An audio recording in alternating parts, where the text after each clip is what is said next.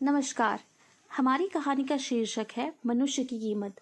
लोहे की दुकान में अपने पिता के साथ काम कर रहे एक बालक ने अचानक ही अपने पिता से पूछा, पिताजी, इस दुनिया में मनुष्य की क्या कीमत होती है? पिताजी एक छोटे से बच्चे से ऐसा गंभीर सवाल सुनकर हैरान रह गए। फिर वे बोले, बेटे, एक मनुष्य की कीमत आंकना बहुत मुश्किल है, वे तो अनमोल है। बालक फिर कहने लगा, क्या सभी उतना ही कीमती और महत्वपूर्ण है? पिताजी कहने लगे, हाँ बेटे। बालक कुछ समझा नहीं। उसने फिर सवाल किया, तो फिर इस दुनिया में कोई अमीर तो फिर कोई गरीब क्यों होता है? किसी की कम रिस्पेक्ट तो किसी की ज्यादा रिस्पेक्ट क्यों होती है? सवाल सुनकर पिताजी कुछ देर तक शांत रहे और फिर बालक से स्टोर रूम में पड़ा हुआ एक लोहे का रॉड लाने को कहा।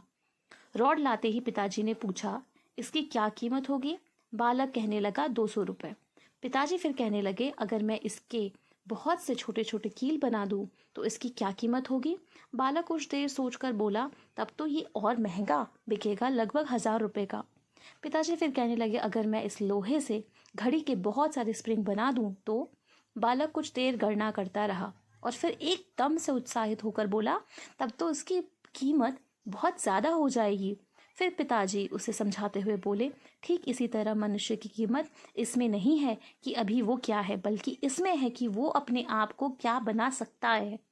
बालक अपने पिता की बात समझ चुका था